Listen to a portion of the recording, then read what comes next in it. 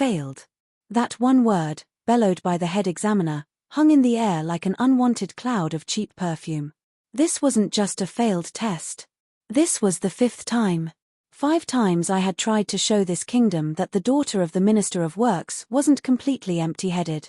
And 5 times, the scrolls had defeated me. My name is Su Xiao. And apparently, I was the joke of the entire Great Han. Everyone said I was too dumb for books. My own father, the Great Minister of Works, wouldn't even look at me. He just left a dowry contract on the table this morning. Destination, Cousin Fatty's pig farm in the distant north. But I wasn't going to the north. And I was done with books.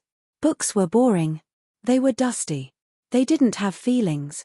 If I couldn't be smart, I would be something better. I would be impossible to ignore. So I threw away the poetry scrolls and I picked up the rouge brush. I didn't need to know the 4 books and 5 classics. I just needed to know the 7 heavenly makeup secrets. I was going to use my face. And I was going to target the coldest, smartest, and most terrifying man in the kingdom, the Grand Tutor, Xie Zhaoxuan. My goal? To make him fall so hard that he wouldn't just give me a passing grade, he would give me his name. I didn't need brain power. I had beauty power. And the battle? It had just begun. If you're ready for a story where the beauty finally beats the bookworm, you have come to the right place. This channel is for everyone who loves high emotion and a good laugh. So, right now, don't wait, scroll down and smash that like button. Make sure to hit subscribe and ring that notification bell. It's the only way to help us keep these wild stories coming. Trust me, you do not want to miss how Su Xiao absolutely disrupts the peace of the imperial court. The silence of the imperial library is supposed to be reverent and scholarly. To me, it just smells like old paper and the crushed dreams of students who actually care about the difference between a noun and a verb. I adjusted my silk sleeves, feeling the heavy weight of the 7 heavenly makeup secrets layers I'd applied this morning.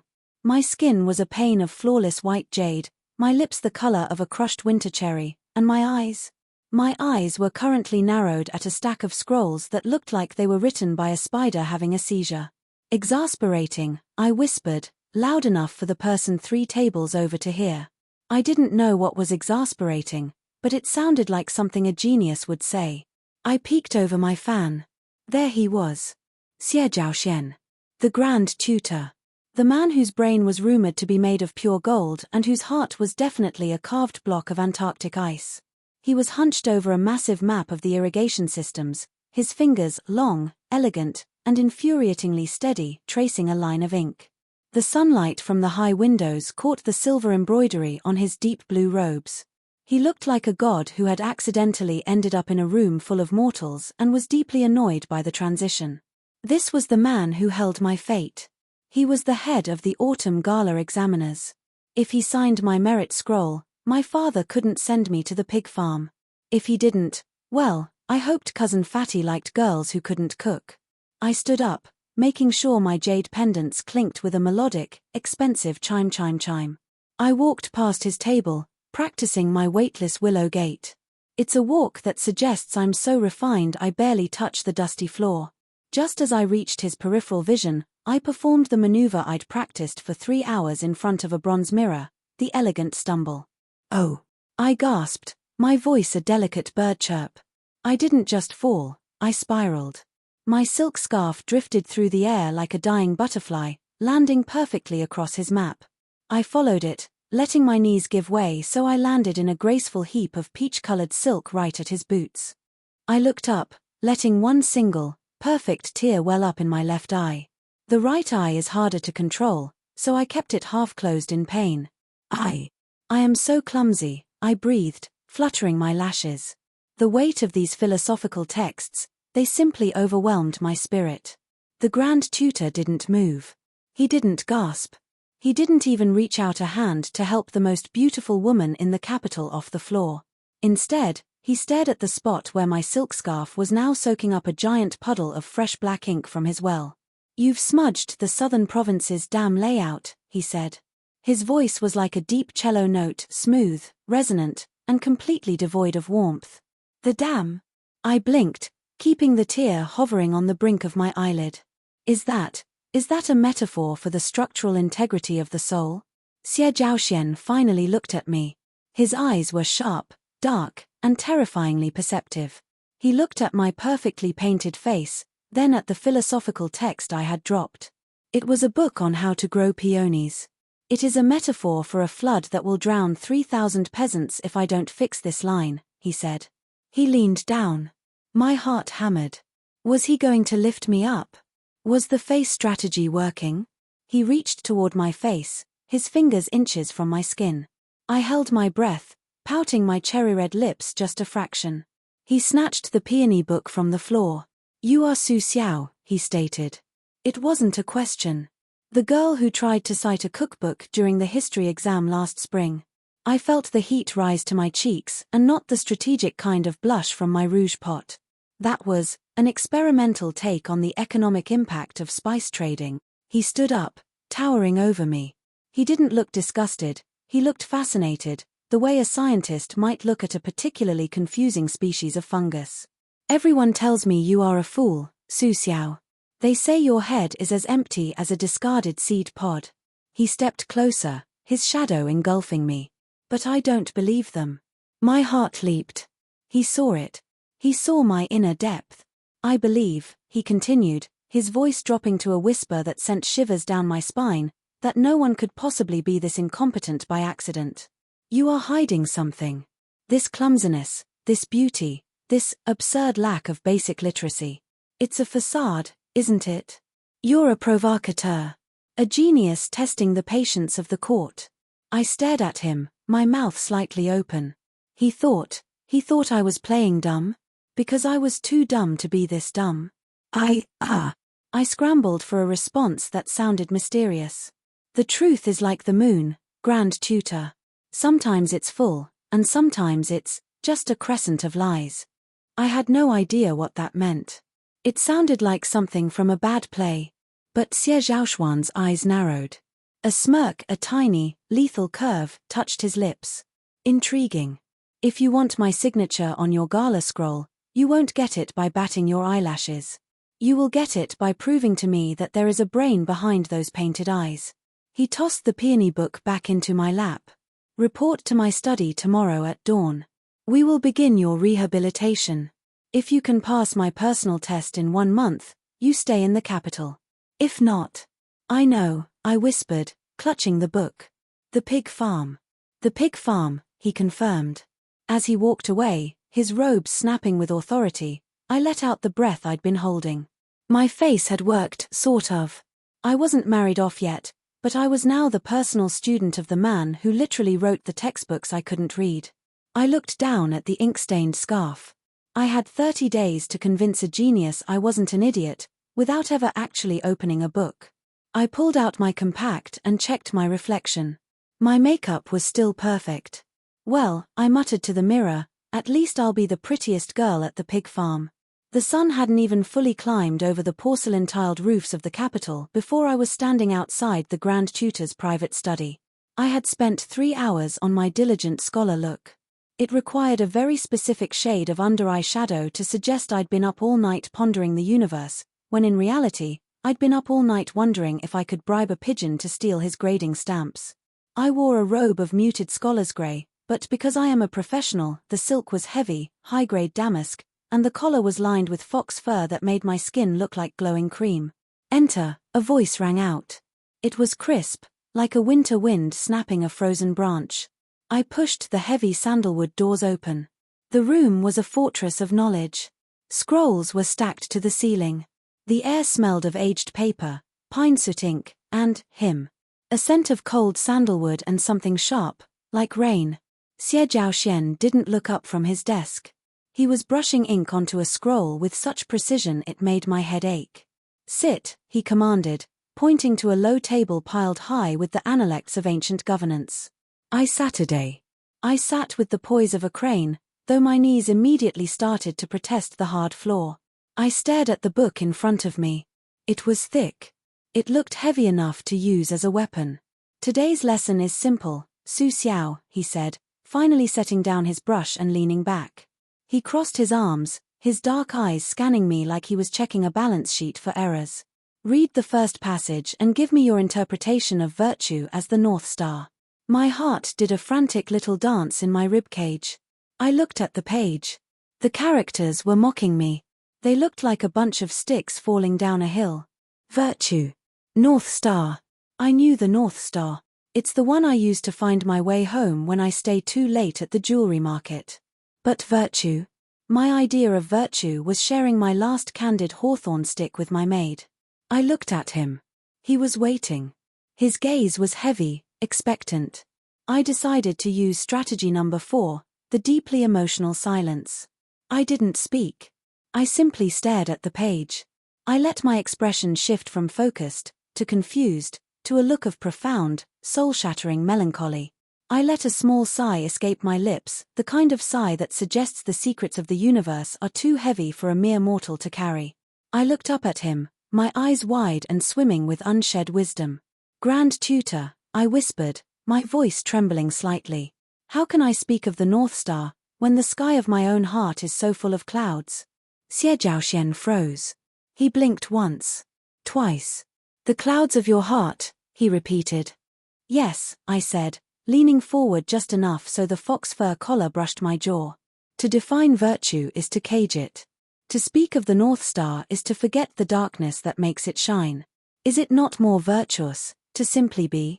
I held my breath. I had no idea what I just said.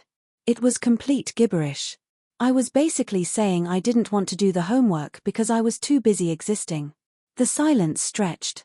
I watched a vein in his temple pulse. He was thinking. He was analyzing. He was leaning in. To simply be, he murmured, his voice low and intense. A Taoist rejection of categorization.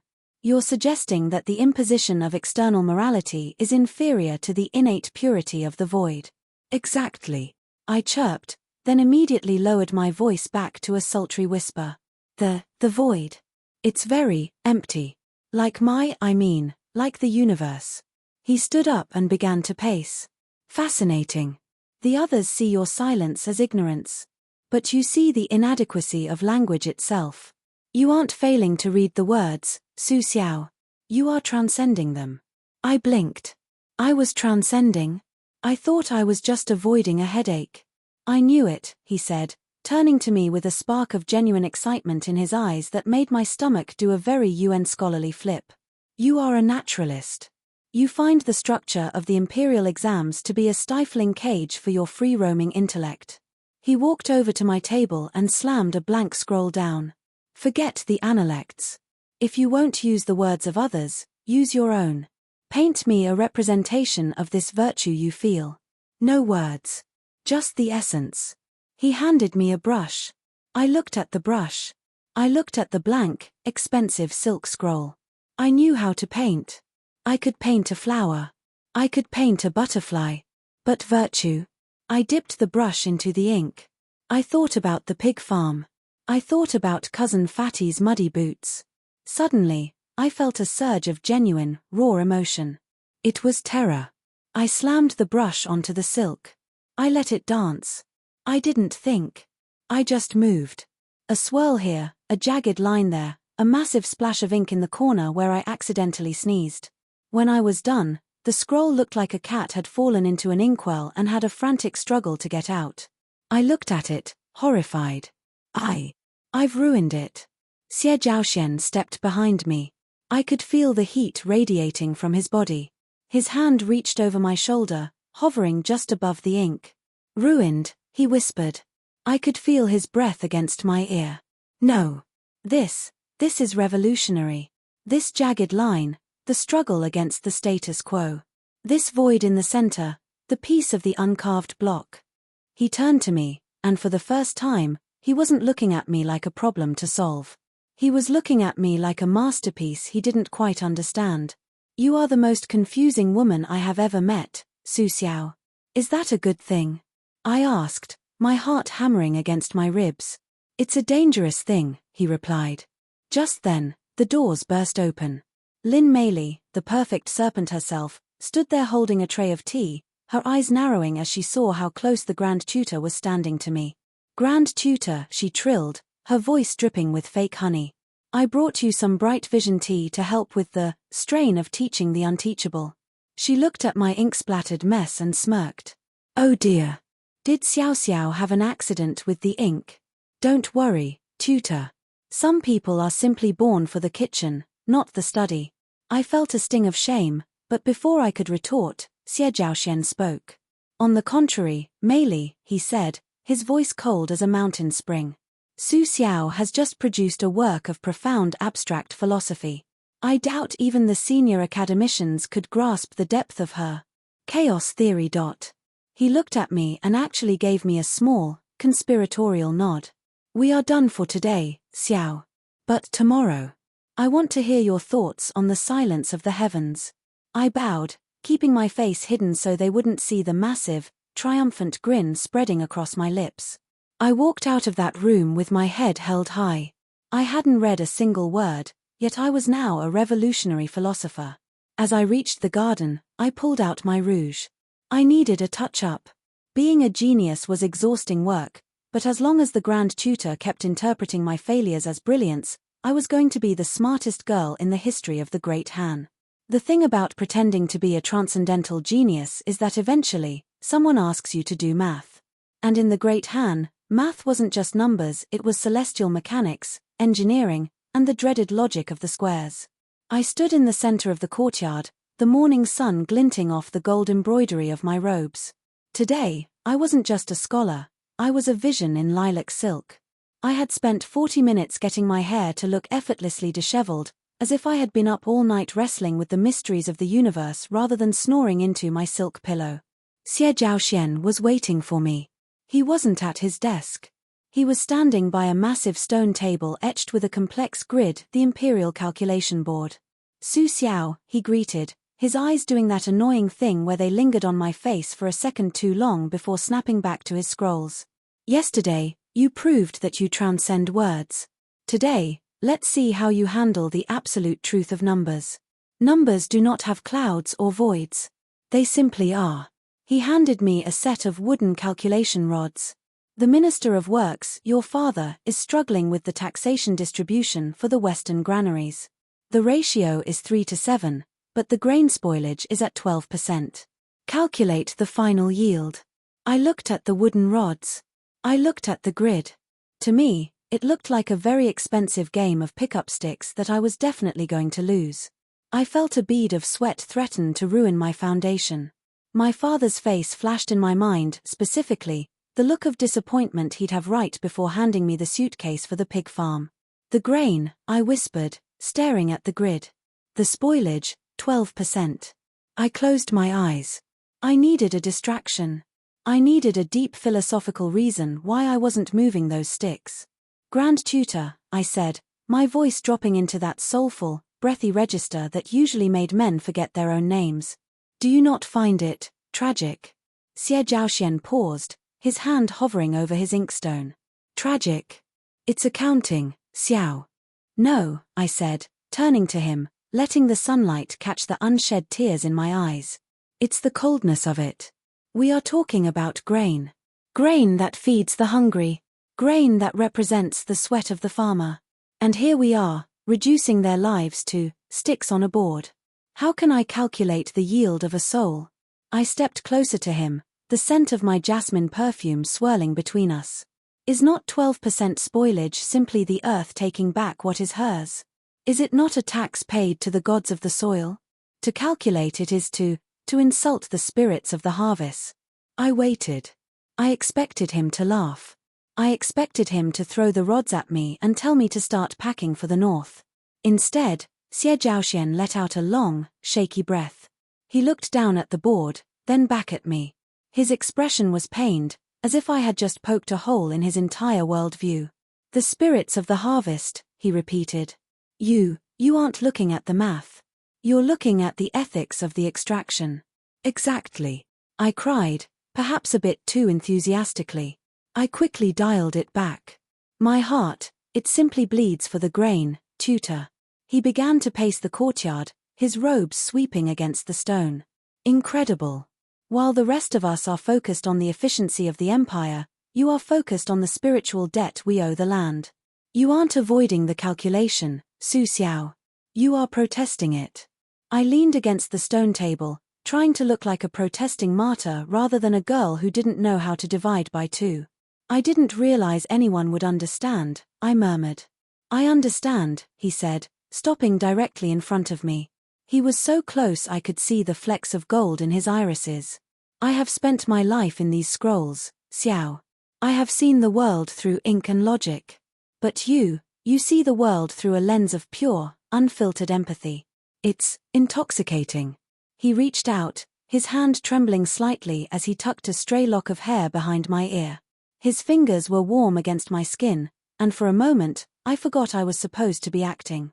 My heart did a very real, very UN transcendental thud.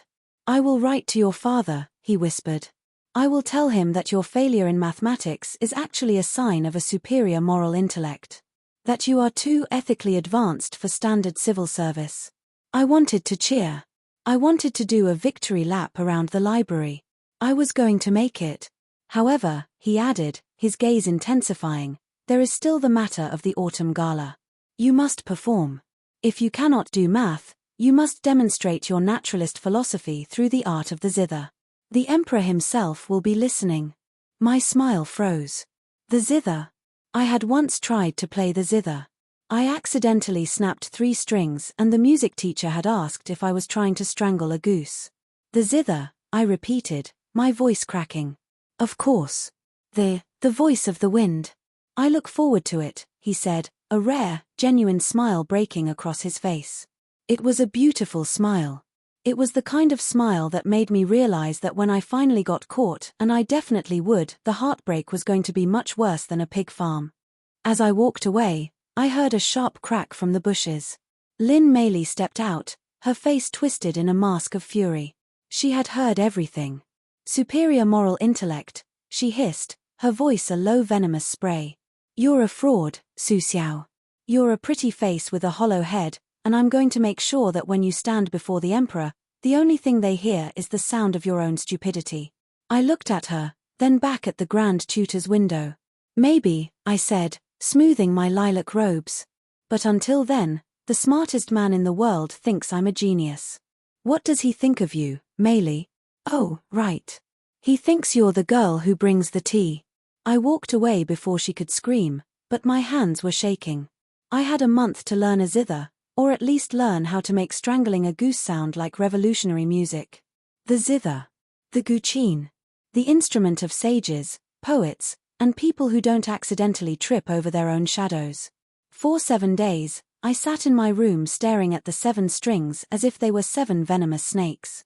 My maid, Lulu, had tried to help by humming a simple folk tune, but even the rhythm of a laundry song was too complex for my fingers, which seemed more interested in reaching for my eyeshadow palette than a silken string. But I had a secret weapon. I didn't need to play the notes, I needed to play the man. I returned to the Grand Tutor's study, but this time, I didn't bring any books. I brought a single, weathered zither case and a look of such profound spiritual exhaustion that I looked like I had spent a week fasting on a mountain top. In reality, I had just skipped breakfast and used a very pale shade of powder. Xie Zhaoxuan was waiting, his arms crossed, leaning against a pillar in the courtyard. The Autumn Gala is in 3 weeks, Xiao. Let me hear the voice of the wind you promised. I took a deep breath. This was it. The moment of truth or, more accurately, the moment of very high-quality deception. I sat down behind the instrument. I didn't touch the strings. I simply looked at them. I looked at them for a full minute. I let my fingers hover an inch above the silk, trembling with a fragility that I hoped looked like artistic intensity rather than pure, unadulterated fear. I cannot, I whispered, pulling my hands back and hiding them in my sleeves. Xie Zhaoxuan stepped forward, his brow furrowed. What is wrong? Is the instrument out of tune? It is not the instrument that is out of tune, tutor, I said, looking up at him with eyes that were 10% sadness and 90% eyeliner. It is the world. How can I pluck these strings and force them to make a sound? Is not the greatest music the one that remains in the heart? To play it aloud is to vulgarize the silence. I saw him pause. I saw the gears in his genius brain grinding against my sheer nonsense. You mean? he started, his voice hushed. The soundless music of the ancient masters. The theory that the ultimate harmony is one that cannot be heard by human ears. Exactly, I said, clutching my chest. To play a note is to kill 1,000 possibilities of what that note could have been. I am not playing the zither, Grand Tutor. I am playing the space between the strings. I stood up, acting as if the weight of this revelation was too much to bear. I stumbled only slightly this time, and Xie Zhaoxuan was there in a heartbeat. His hands caught my shoulders, his grip firm and warm through the layers of my silk robes. "You are a visionary," he breathed, his face inches from mine. I could smell the faint scent of tea and ancient ink on him. I have spent years studying the mathematics of music, the frequencies of the heavens, but I never considered the morality of the silence. "You make me feel like a student, Su Xiao. We are all students in the school of life," I managed to say. He didn't let go. His gaze dropped to my lips, and for a second, the air between us became thick and heavy, like the humidity before a summer storm. My heart wasn't just thudding now, it was doing a full-on war drum solo. I wondered if he could hear it. I wondered if he realized that the space between the strings was actually just me not knowing how to play Twinkle Twinkle Little Star. "Xiao," he whispered, his voice losing its icy edge. "At the gala, if you perform this silence, the court will not understand. They are literal men. They want to hear a melody. Then let them be deaf to the truth," I said, leaning into his touch just a fraction. He looked at me with an expression that was half adoration and half agony. "I cannot let you be humiliated. I will. I will help you. We will find a way to make your silence heard." He pulled me closer, and I realized with a jolt of panic and thrill that the iceberg Grand Tutor was melting. He was melting for a girl who thought the Great Wall was built to keep out giant rabbits. But then, a cold laugh shattered the moment. Lin Meili was standing on the bridge above the courtyard, fanning herself with a smirk that reached her ears. "The silence of the heavens. Truly, Xiao, your brilliance knows no bounds. But I wonder, will the Emperor be as enlightened as the Grand Tutor when he sits through 10 minutes of you staring at a piece of wood?" She walked down the steps, her silk train hissing against the stone. "I've decided to perform at the gala as well. I'll be playing the Phoenix Rising. It has 12 key changes and 300 notes per minute. It's a bit noisier than your masterpiece, but then again, some of us prefer talent over space. Xie Zhaoxuan straightened his robes, his face returning to its cold, scholarly mask, but his eyes stayed on me. "Depth will always outshine speed, Meili. You may play the notes, but Su Xiao plays the soul." Meili's face turned a brilliant shade of purple. "We shall see, Tutor. We shall see whose soul is left in the capital and whose is sent to the pig farms of the north." As she swept away, I looked at the zither. I had won the battle for the tutor's heart, but I was losing the war for my own survival. I had 3 weeks to figure out how to play silence in a way that didn't get me executed for treason. I looked at Xie Zhaoxuan. He was still looking at me, his gaze full of a dangerous, terrifying trust. "Teach me, Xiao," he said softly. "Teach me how to hear the silence." I swallowed hard. I'm so dead, I thought. But at least I'm going to die with the best-looking man in the empire holding my hand. The pressure was mounting like a stack of steaming bao buns, and I was the one about to pop. Xie Zhaoxuan had taken my philosophy of silence so seriously that he had moved his desk into my practice courtyard. He sat there, brush in hand, ready to transcribe my musical insights into a treatise that would probably be studied for the next 1,000 years. "The space between the 4th and 5th string, Xiao," he murmured, his gaze intense. "Is that where the sorrow of the past resides, or the hope of the future?" I was currently staring at a caterpillar crawling across the zither's frame. It looked like it had more of a plan for its life than I did. "It's both," I guessed, trying to look profound. "It's a bridge. But a bridge made of mist." "A bridge of mist," he whispered, scribbling furiously. "Magnificent. The ephemeral nature of connection." I needed to get away. My brain felt like it was being squeezed by a pair of tight shoes. If I stayed here another hour, I was going to accidentally say something truly stupid, like the fact that I thought ephemeral was a type of skin cream. "Tutor," I gasped, clutching my forehead and swaying. The insights, they are too strong today. My spiritual vessel is leaking. I did the petal in the wind fall. It's a classic move where you collapse slowly enough to ensure someone catches you, but fast enough to look genuinely unconscious. Xie Zhaoxuan was there instantly. His arms were like iron bands around me, and for a moment, being a fraud felt incredibly cozy. He carried me to the stone bench, his face etched with a worry that made my heart twinge with actual guilt. "You push yourself too hard, Xiao," he said, his voice unusually soft. He pulled a silk handkerchief and began to gently dab the exhaustion from my brow. "You are so connected to the essence of things that it drains your vitality." "It's the price I pay," I whispered, keeping my eyes half closed. "Rest," he commanded. "I must go to the palace to prepare the staging for the gala. I will ensure the lighting matches the bridge of mist you described."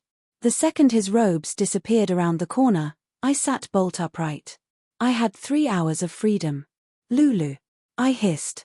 My maid scurried out from behind a willow tree. "Get me my commoner's cloak. We're going to the night market. If I don't eat a stick of fried squid and buy some new earrings, my spiritual vessel really is going to explode." Half an hour later, I was anonymous. Wrapped in a plain brown cloak with a bamboo hat pulled low, I was no longer the transcendental genius Su Xiao. I was just a girl looking for a bargain. The market was a riot of smells and sounds, the exact opposite of the suffocating silence of the library. I was happily chewing on a sugar-coated hawthorn when I saw a familiar silhouette near a fortune-teller's stall. It was Lin Meili. But she wasn't looking at jewelry. She was handing a heavy purse of coins to a man who looked like he'd been kicked out of every reputable establishment in the city. "The strings," I heard her hiss, her voice sharp as a butcher's knife. "They must be treated with the oil. Not enough to snap them immediately, but enough so that when the heat of the palace lamps hits them, they will scream." My hawthorn stick nearly fell out of my mouth. She wasn't sabotaging my zither. I wasn't even going to play mine. She was planning something for the Imperial instruments, the ones used by the masters.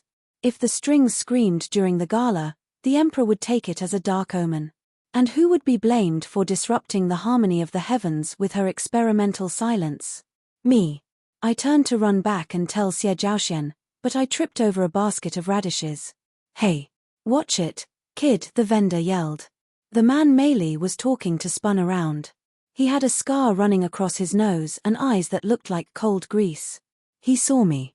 He saw the flash of lilac silk poking out from under my brown cloak, the dress I hadn't had time to fully change out of. "That girl," he growled. "She heard. Get her." Meili shrieked, her mask of perfection dropping to reveal the monster beneath. I didn't think. I couldn't calculate a ratio or read a poem, but I could run in high-platform silk shoes like a mountain goat. I dove through the crowd, knocking over a display of paper umbrellas. "Sorry. Excuse me. Philosophy in progress," I yelled, hitching up my skirts and sprinting toward the alleyways. I could hear the thud of heavy boots behind me. I turned a corner, then another, my heart hammering against my ribs. I was trapped. A dead end. A high brick wall stood between me and safety. I looked at the wall. I looked at the scarred man closing in. Everyone said I was too dumb for books, I thought, kicking off my expensive shoes and digging my toes into the cracks of the brick. But nobody ever said I was too dumb to climb. I scrambled up that wall with the grace of a panicked squirrel. Just as the man's hand reached for my ankle, I hauled myself onto the roof. I stood on the tiles, panting, my hair falling out of its elaborate pins. Below me, the man cursed and Meili watched from the shadows, her eyes burning with hatred. "You can't hide forever, Su Xiao," she screamed. "The gala is in 2 days. You'll be exposed for the empty-headed fool you are." I looked down at her, and suddenly, I wasn't scared anymore. I was annoyed. "Maybe I am a fool, Meili," I shouted back, standing tall against the setting sun. "But at least I don't have to pay people to like my music." I turned and began to leap across the rooftops, heading toward the one place I knew I'd be safe. The one man who believed I was a genius. I just hoped he wouldn't mind that his master of silence was currently barefoot, covered in radish juice, and smelling like fried squid. I dropped from the roof into the courtyard of the Grand Tutor's manor like a sack of overripe peaches. My barefoot landing was anything but weightless, and I narrowly missed plunging into the koi pond. Su Xiao. The voice was like a bucket of ice water. I froze, one foot still hovering over the water, my cloak torn and my face smeared with what I hoped was charcoal but was probably squid ink. Xie Zhaoxuan stood by the stone lantern, his silhouette tall and imposing in the moonlight. He looked at my bare toes. He looked at the radish leaf stuck to my shoulder. He looked at my spiritual vessel, which was currently huffing and puffing like a bellows. I was meditating, I wheezed, straightening my back and trying to look like a sage who had just returned from a journey through the astral plane. The roof, it is closer to the stars. I felt the need to touch the sky. He walked toward me, his steps slow and deliberate. I prepared for the lecture. I prepared for him to call the guards. I prepared to start naming the pigs I'd soon be befriending. Instead, he reached out and gently plucked the radish leaf from my silk collar. You went to the night market, he said quietly. It wasn't a question. I hung my head. The game was up. How did you know? Was it the lack of shoes? The smell of fried food? The fact that I have zero dignity? It was the bright moon earrings, he said, gesturing to my ears. They only sell that specific design at the stall near the south gate. And you're wearing them upside down. I reached up, feeling the cold jade. I wanted to cry, and for once, I didn't have to fake it. I'm sorry, tutor. I'm not a genius. I'm not a naturalist. I'm just a girl who didn't want to marry a pig farmer. I can't read. I can't do math. And I definitely can't play the silence of the heavens. I waited for the anger. I waited for him to turn away in disgust. But the silence that followed wasn't cold. It was soft, like falling snow. Do you think I'm a fool, Xiao? He asked. He stepped into the light of the lantern, and I saw a strange, tired smile on his face. I knew the moment you interpreted the irrigation map that you didn't have a clue what you were looking at. No one confuses a dam with a soul unless they are either a god or a very desperate girl. My jaw dropped. You knew. Then why the lessons? Why the rehabilitation? Because, he said, taking a step closer until I could see the reflection of the moon in his eyes. In a world full of people who memorize books just to gain power, you were the only thing that felt real. Your philosophy was nonsense, yes. But your heart, your empathy for the spirit of the grain, that wasn't fake. I didn't fall for your genius, Xiao. I fell for the girl who was brave enough to set a library on fire just to avoid a boring afternoon. My heart did a somersault. You aren't sending me away? I should, he murmured, his hand coming up to cup my cheek. But I've become quite fond of this chaos theory of yours. However, we have a problem. Lin Meili is planning to destroy you at the gala tomorrow. She knows you're a fraud. I know what she's doing. I burst out, finally remembering the sabotage. She's treating the palace zither strings with oil. When the lamps heat them up, they'll snap and scream. She's going to make the emperor think the heavens are angry at my silence. Xie Zhaoxuan's expression went from tender to lethal in a heartbeat. The Grand Tutor was back, the man who controlled the logic of an empire. So, he said, his voice dropping an octave. She wants to play with fire. Then we shall give her a performance she will never forget. But I still can't play. I cried. You don't need to play, he said, a wicked glint appearing in his eyes. You just need to do what you do best. You need to be so beautiful, so distracting, and so transcendental that no one looks at the instrument. I will handle the strings.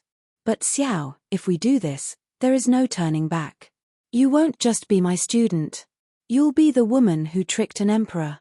Better a trickster in the palace than a bride in the pig pen, I said, squaring my shoulders. He leaned down, his forehead resting against mine. Then tomorrow, we show them the true power of a beautiful disaster.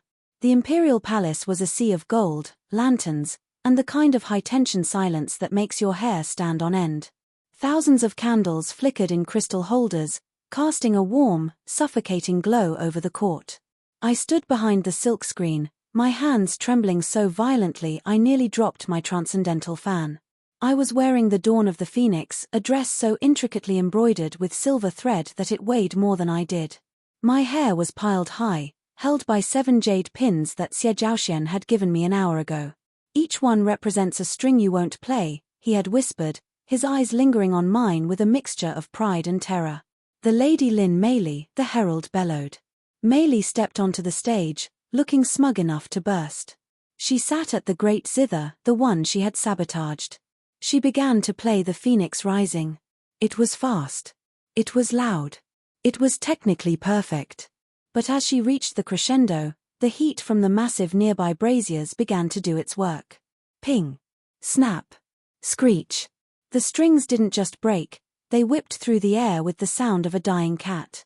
The audience gasped. The emperor leaned forward, his brow furrowed in a dark omen. Meili's face went from pale to ghostly. She tried to keep playing, but the instrument was a mess of oiled, snapping silk. Enough, the emperor roared. A broken melody is a broken empire. Who is next? The Lady Su Xiao, the herald announced, his voice wavering. I stepped out from behind the screen. I didn't look at the broken zither. I didn't look at Meili, who was being ushered off the stage in tears. I looked only at Xie Zhaoxuan, who sat at the right hand of the emperor. He gave me a single, slow nod. I sat down. I didn't even bring an instrument. I just sat on a simple silk cushion in the center of the vast, empty floor. The court murmured. Where is her zither? Is she empty-handed? I closed my eyes. I didn't speak. I didn't move. I simply practiced strategy #max, the ultimate void. I let my head tilt back, the moonlight catching the jade pins in my hair.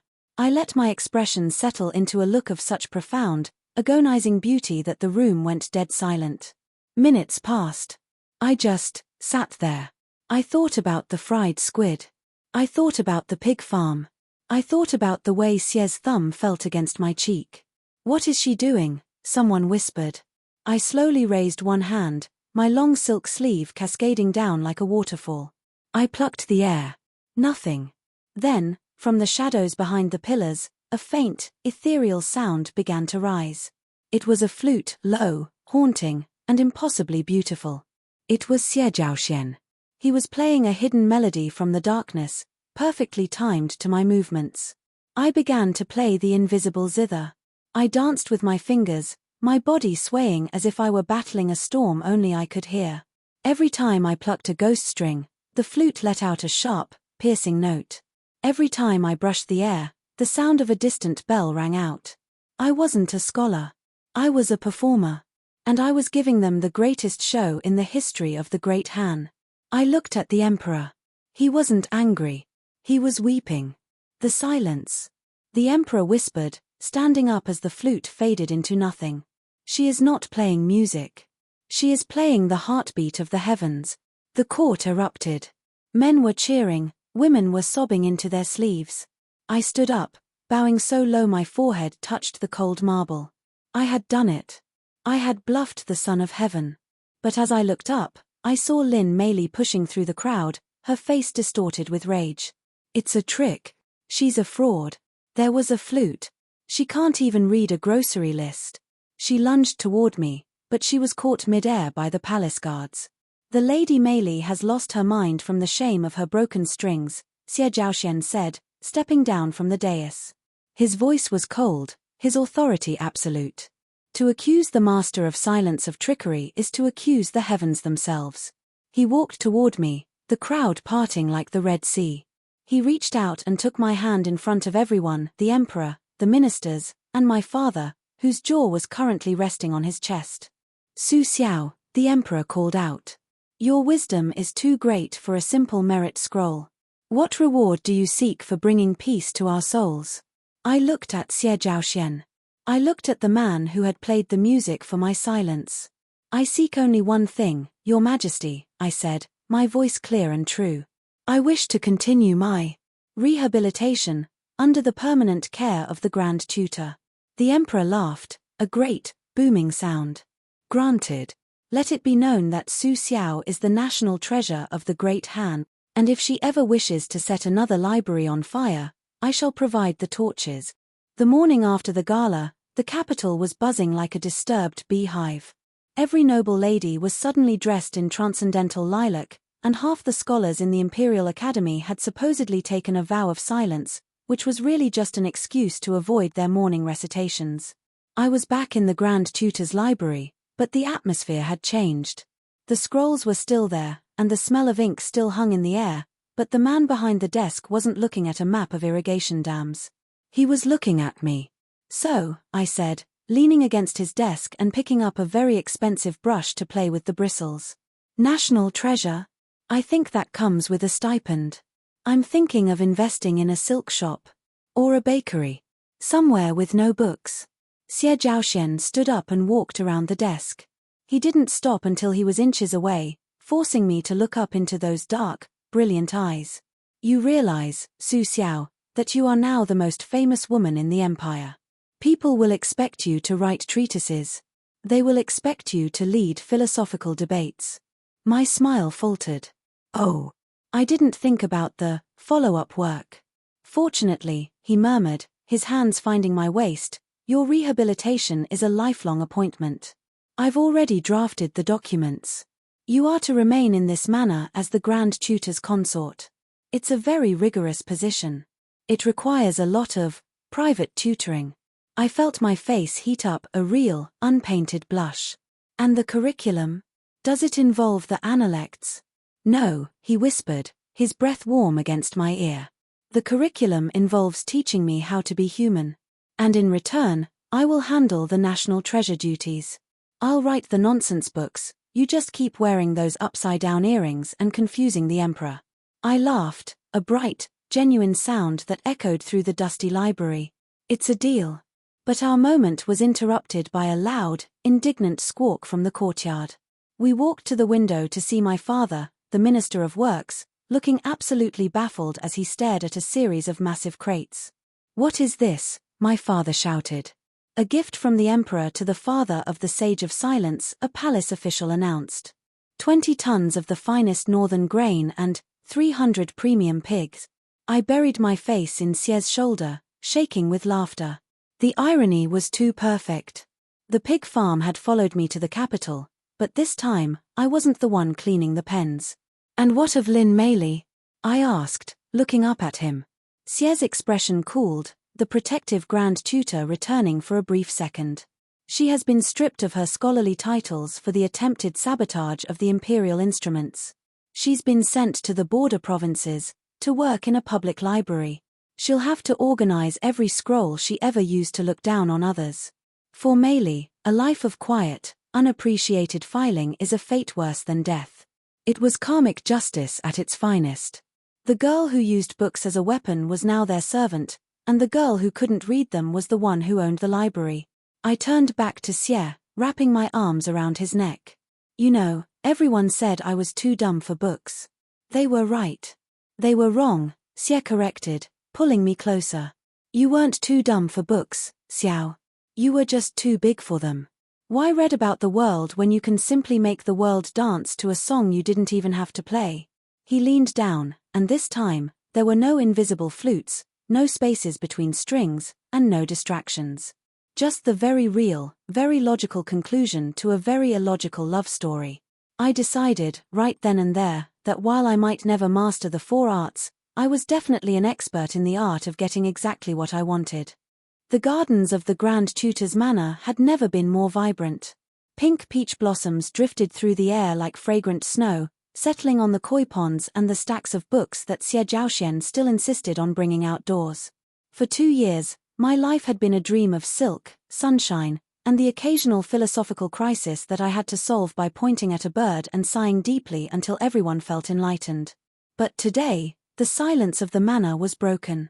Not by a flute, and not by a transcendental invisible zither, but by the sharp, demanding cry of a newborn. "She has her mother's lungs," my father, the Minister of Works, shouted from the hallway. He was currently pacing the floor, clutching a silver rattle like it was a blueprint for a new dam. My father had changed. Since the Emperor had named me a national treasure, his disappointment had turned into a terrifyingly intense brand of pride. He no longer looked at me and saw a failed scholar, he saw a political miracle.